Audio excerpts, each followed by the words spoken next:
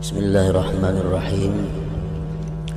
Alhamdulillah dzil judi wal karam alladzi ja'alana min ummati sayyidina Muhammadin sallallahu alaihi wasallam. Wassalatu wassalam ala sayyidina Muhammadin an-nabiyil akram wa ala alihi wa ashabihi wa dzurriyyatihi wa atba'ihi wa man ihtaram. Amma ba'du. Puji syukur kita haturkan kehadirat Allah Subhanahu wa taala yang selalu memberikan kita anugerah, memberikan kita nikmat, memberikan kita taufik dan hidayah sehingga kita bisa berkumpul bersama-sama di majelis yang penuh berkah ini. Salawat dan salam tidak lupa kita haturkan kepada junjungan kita Nabi besar Muhammad sallallahu alaihi wasallam dan kepada seluruh keluarga, sahabat, zuriat dan pengikut beliau sampai hari kiamat nanti. Para santri, hadirin hadirat rahimakumullah. Sebagaimana kita mengetahui kelahiran junjungan kita Rasulullah sallallahu alaihi wasallam, yaitu pada tanggal 12 Rabiul Awal di waktu terbit fajar. Dan kita pun mengetahui bahwa ada beberapa orang perempuan yang sangat berperan di dalam kelahiran dan kelangsungan Rasulullah sallallahu alaihi wasallam, yang mana kejadian-kejadian itu mengandung makna dan mengandung rahasia-rahasia yang kalau digali tidak akan ada habis-habisnya. Sebagaimana kita mengetahui bahwa Rasulullah sallallahu alaihi wasallam dilahirkan oleh seorang ibu yang bernama Aminah, dan kelahiran beliau itu dibidani oleh seorang perempuan yang bernama Asy-Syifa atau As-Safa, dibantu oleh seorang perempuan budak yang bernama Suwaibah, dan lagi disusui oleh seorang perempuan yang bernama Halimah As-Sa'diyah. Nama-nama yang tersebut itu bukan tanpa arti, bukan tanpa rahasia. Semua nama-nama perempuan yang mulia itu mengandung makna, mengandung arti yang kita dapatkan makna-maknanya itu sewaktu kita memperingati kelahiran junjungan kita Nabi besar Muhammad sallallahu alaihi wasallam. Para ulama dan hukama mengatakan bahwa Aminah itu artinya adalah aman, aman tentram, Aminah. Sedangkan Asy-Syifa, Asy-Syafa itu artinya adalah kesembuhan, kesembuhan dari berbagai macam penyakit. Sedangkan Suwaibah artinya adalah pahala. Sedangkan perempuan yang menyusui Rasulullah sallallahu alaihi wasallam itu bernama Halimah As-Sa'diyah.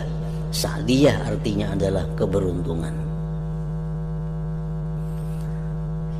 Makna yang disimpulkan dari 4 nama itu bahwa dengan memperingati lahirnya junjungan kita Nabi besar Muhammad sallallahu alaihi wasallam, kita akan mendapatkan 4 macam itu.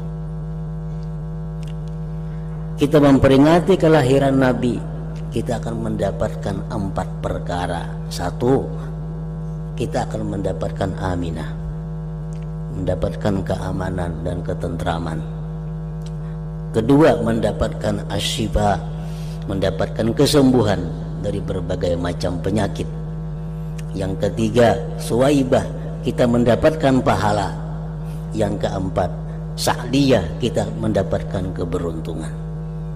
Nah, harapan kita, permohonan kita kepada Allah dengan memperingati kelahiran Nabi Sallallahu Alaihi Wasallam, kita mendapatkan 4 macam tadi: keamanan, ketentraman, kedamaian, kesembuhan dari berbagai macam penyakit, pahala yang besar di sisi Allah, dan keberuntungan dunia dan akhirat. Nah, kemudian yang kedua, Rasulullah Sallallahu Alaihi Wasallam itu dilahirkan pada waktu terbit fajar. Itu menggambarkan, mengisyaratkan kepada kita bahwa kelahiran beliau ke muka bumi ini adalah membawa cahaya. Fajar itu kan cahaya. Rasulullah lahir di waktu fajar, memberikan isyarat kepada kita bahwa ini yang lahir adalah cahaya dan menerangi. Nah, dengan ini apabila kita membaca, memperingati kelahiran beliau, yang mana beliau itu lahir pada waktu fajar, kita berharap bahwa kita akan mendapatkan cahaya dari Allah Subhanahu wa ta'ala. Kita akan mendapatkan nur yang menerangi hati kita yang selama ini gelap dengan berbagai macam dosa dan kesalahan. Nah, kemudian yang ketiga, bahwa Rasulullah Sallallahu Alaihi Wasallam itu lahir pada 12 Rabiul Awal. Kenapa Rasulullah lahir 12 Rabiul Awal? Tidak 1 Rabiul Awal, tidak tanggal 2 Rabiul Awal, tidak tanggal 25 Rabiul Awal, tapi Allah memilih bahwa Rasul ini lahir 12 Rabiul Awal. Itu menggambarkan, mengisyaratkan bahwa yang lahir ini akan membawa satu ajaran, akan membawa satu agama Islam, yang mana ajaran Islam itu adalah berpokok kepada 12 perkara. Ini yang lahir Rasulullah SAW. Beliau lahir pada tanggal 12 Rabiul Awal dan akan mengajarkan kepada manusia tentang 12 perkara.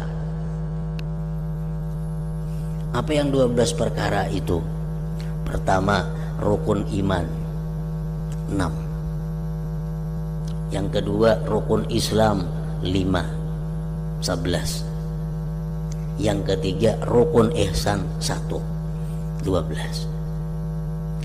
Rukun iman, beriman kepada Allah, beriman kepada para malaikat, beriman kepada kitab-kitab yang diturunkan Allah, beriman kepada para rasul, beriman kepada hari kiamat. Yang keenam, beriman kepada qada dan qadar. Itu yang diajarkan, yang dibawa oleh junjungan kita Rasulullah Sallallahu Alaihi Wasallam. Rukun Islam 5, mengucap 2 kalimat syahadat, sembahyang, puasa, zakat, haji. 11 jumlahnya dengan iman. Yang ke-12, ihsan. Rukun ihsan apa? Anta'budallah ka'annaka tarah. Bahwa kau menyembah Allah seolah-olah engkau itu melihat Allah. Fa'illam takun tarah, jika engkau tidak bisa demikian melihat Allah, fa'innahu yarak, maka Allah melihat engkau. Nah, jadi Rasulullah yang lahir pada 12 Rabiul Awal itu adalah mengajarkan kepada umat manusia tentang 12 perkara tadi.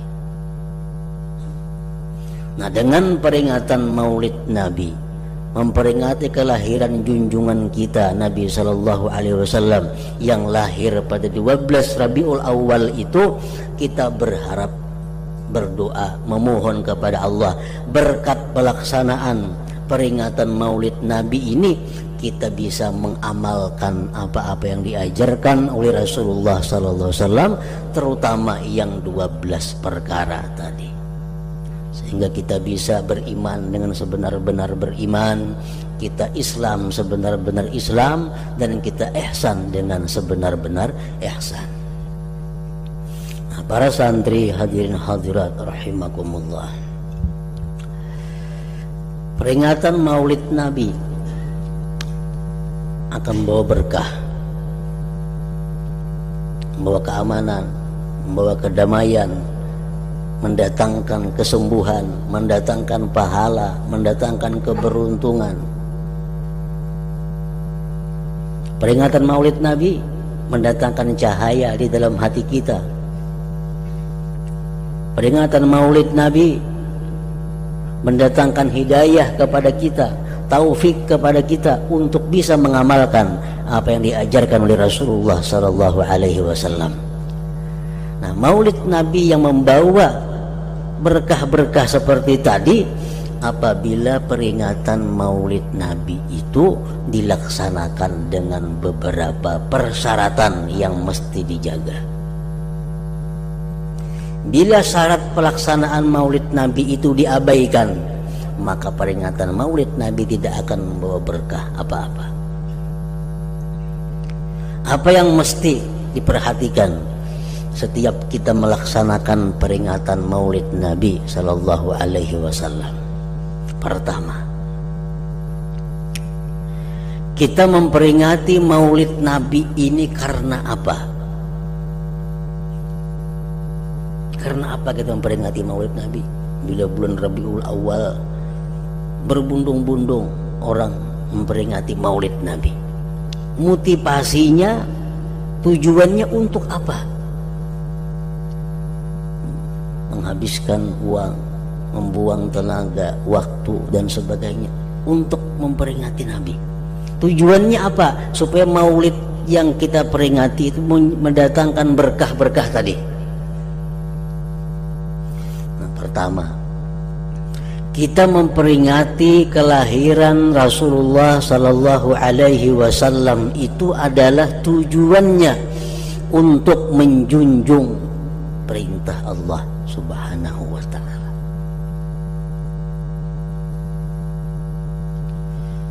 Kenapa kita memperingati Maulid Nabi? Karena itu perintah Allah. Di mana Allah memerintahkan? Al-Quran menyatakan dalam banyak ayat, uzkuru ni'matallah, uzkuru ni'mati, ingatlah nikmat Allah. Al-Quran mengatakan, ingatlah nikmat-nikmatku, firman Allah. Kita disuruh mengingat nikmat, bukan dalam satu ayat, dalam banyak ayat Al-Quran memerintahkan kepada kita untuk mengingat-ingat nikmat. Sedangkan nikmat yang paling besar yang diberikan Allah kepada kita adalah zuhurun Nabi sallallahu alaihi wasallam fil ardh, lahirnya Nabi di muka bumi ini. Tidak ada nikmat yang paling besar, yang lebih besar daripada itu. Nikmat yang paling besar yang diberikan Allah kepada kita adalah lahirnya Rasulullah sallallahu alaihi wasallam. Nah, jadi kita memperingati Nabi ini sebenarnya memperingati nikmat Allah. Jadi kenapa kita Maulid? Kenapa kita memperingati lahir Nabi? Karena Allah menyuruh memperingati nikmat. Dan lahirnya Nabi itu merupakan nikmat yang paling besar yang diberikan Allah kepada kita. Nah, jadi motivasinya, dorongannya, kenapa kita memperingati Maulid Nabi? Karena ini adalah bagian dari mengingat nikmat Allah. Dan harapannya apa? Dengan peringatan Maulid, karena kita diperintah mengingat nikmat Allah, kita laksanakan peringatan Maulid. Yang kita harapkan apa? Ini supaya Maulid ini dari berkah, memberi manfaat kepada kita. Apa yang kita harapkan daripada peringatan Maulid ini? Yang kita harapkan adalah pertama, agar menambah kecintaan kita kepada Rasulullah sallallahu alaihi wasallam. Itu yang utama, meningkatkan kecintaan kita kepada Allah, kepada Rasulullah sallallahu alaihi wasallam. Nah, kalau sudah kita melaksanakan maulid, melaksanakan peringatan lahir Nabi dengan motivasi menjunjung perintah Allah, mengharapkan pertambahan, peningkatan kecintaan kepada Rasulullah, maka maulid yang kita peringati itu namanya adalah berdasarkan ikhlas. Berdasarkan ikhlas. Nah, satu ikhlas memperingati maulid Nabi itu. Yang kedua, supaya maulid ini mendatangkan berkah.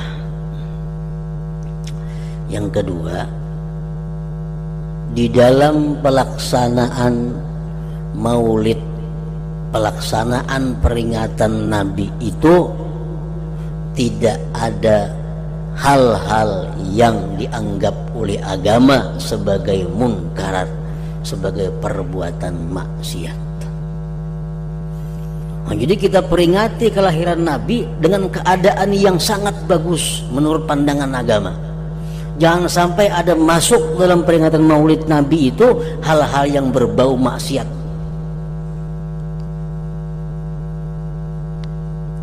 Karena di dalam hukum agama kita, bagaimanapun perbuatan taat itu kalau ada mengandung maksiat, maka yang diutamakan adalah menghindari maksiat. Menghindari maksiat. Nah, jadi kita memperingati maulid Nabi, kelahiran Nabi, jangan ada bercampur dengan maksiat. Murni. Apa yang kita laksanakan itu adalah semua yang dicintai oleh Allah. Tidak ada yang dimurkai Allah, yang tidak disukai oleh Allah. Nah, itu yang kedua. Yang ketiga, pelaksanaan maulid itu jangan sampai melalaikan kita dari kewajiban-kewajiban agama. Gara-gara ka orang mulut sampai yang asar taka maghrib, sampai yang maghrib taka isya, gara-gara ka orang mulut sampai yang kada karuan. Nah, ini maulid Nabi bukan mendatangkan berkah, tapi mendatangkan ancaman dan kemurkaan Allah.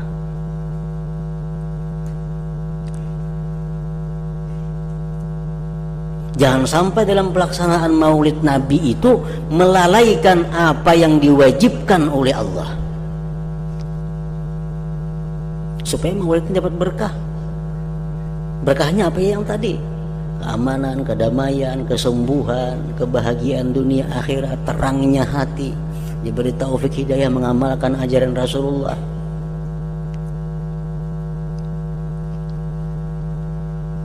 Yang keempat, kalau peringatan maulid Nabi itu memerlukan dana, nah dananya mesti min halalin, daripada yang halal. Misalnya maulid Nabi makanan umpamanya, nah ini makanannya mesti dari yang halal.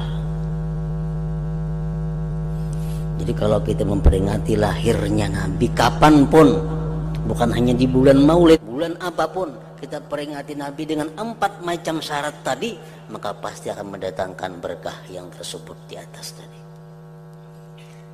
Pertama, ikhlas. Ikhlas di sini artinya apa? Menjunjung perintah Allah dalam hal mengingat nikmat Allah yang paling besar, kelahiran Nabi sallallahu alaihi wasallam, dan mengharapkan pertambahan, peningkatan kecintaan kepada Rasulullah sallallahu alaihi wasallam. Satu. Yang kedua, jangan sampai ada dalam peringatan perayaan lahir Nabi itu bercampur dengan hal-hal yang munkarat, yang maksiat. Yang ketiga, jangan sampai peringatan maulid Nabi itu melalaikan apa-apa yang diwajibkan oleh Allah kepada kita. Yang ketiga, yang keempat, jangan sampai kita memperingati kelahiran Nabi itu dengan menggunakan dana atau apapun yang tidak halal. Nah, pasti mendatangkan berkah kepada kita. Nah, kita berharap, mohon kepada Allah Subhanahu wa taala agar apa yang kita laksanakan peringatan Maulid Nabi mendatangkan keamanan, kedamaian, ketentraman kepada kita, mendatangkan kesembuhan dari berbagai macam penyakit, mendatangkan pahala yang besar di sisi Allah, mendatangkan kebahagiaan, keberuntungan dunia akhirat, mendatangkan cahaya di dalam hati kita, mendatangkan taufik hidayah untuk mengamalkan apa yang diajarkan oleh Rasulullah sallallahu alaihi wasallam. Ila hadratin Nabi sallallahu alaihi wasallam. Al-Fatihah.